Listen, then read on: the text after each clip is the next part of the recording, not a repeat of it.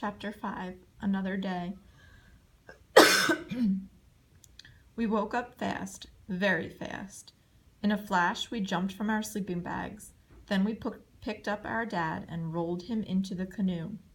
Timmy jumped in the front. I pushed the back until the water was up to my waist.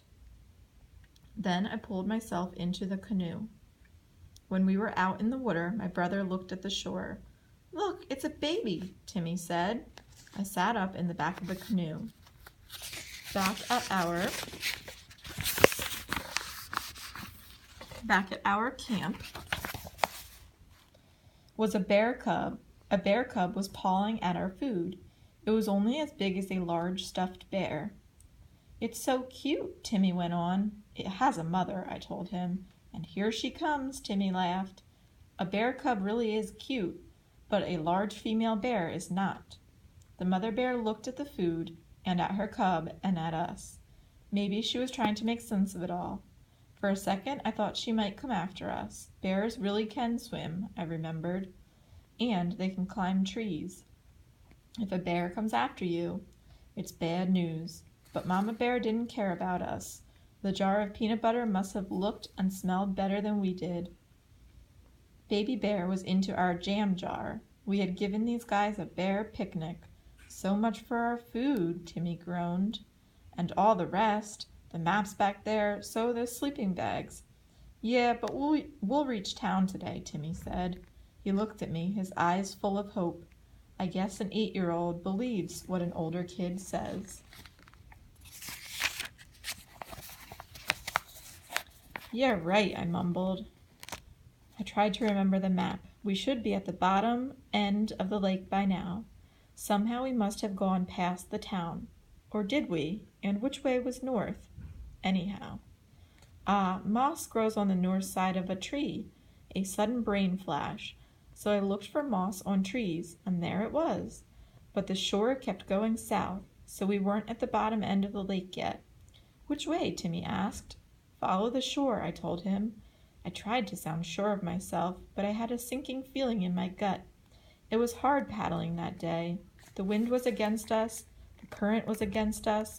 My hands felt like they were raw, and my dumb brother didn't help much. He kept seeing float planes up in the sky. He'd wave at them as if they might really see us.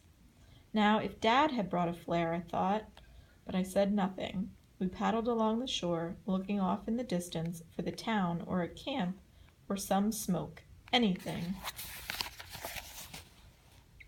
By noon, we were both starving. I had never been so hungry in all my life. We pulled the canoe over to the shore, then pulled it up on a rocky beach. Dad was still out cold, so we left him in the canoe.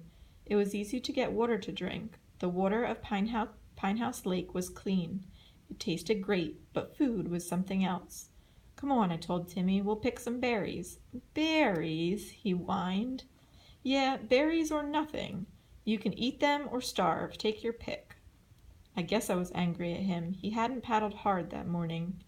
And Timmy kept goofing off, so I snapped at him, and that made him shut up. We headed into the bush and found some berry bushes. We were in luck. The berries were ripe. They glowed red on the bushes. "You sure these are good to eat?" Connor asked. "Bears eat them," I said. Timmy shrugged and began popping the berries into his mouth. I did the same. Pretty soon our hands and faces were stained red. "You look like a vampire," I said. "You too," Connor replied. Then he licked the berry juice from his fingers. We laughed. There was something so awful about all of this that we just had to laugh. After lunch, if you could call it lunch, we pushed off from the shore.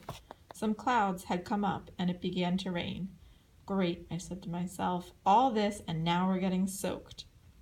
I really did think we'd get somewhere that day. We paddled until our hands were like raw meat. My shoulders ached. Even my butt and knees hurt. But we saw nothing on the shore, nothing ahead of us. The rain kept falling and our hopes seemed to get washed away. I think it was 5 o'clock when I heard Timmy sniffling. He was up at the front of the canoe, so I couldn't see him. "Timmy, are you okay?" I asked him. "Yes," he said at first. Then he turned back to me, and I saw the hurt in his eyes. He'd been crying, but in the rain I couldn't see his tears. "No," he said, and then he began wailing. "Crying won't do any good," I said.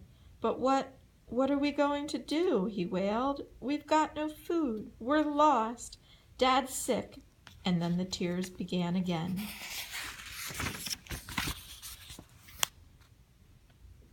"It'll be okay," I told him.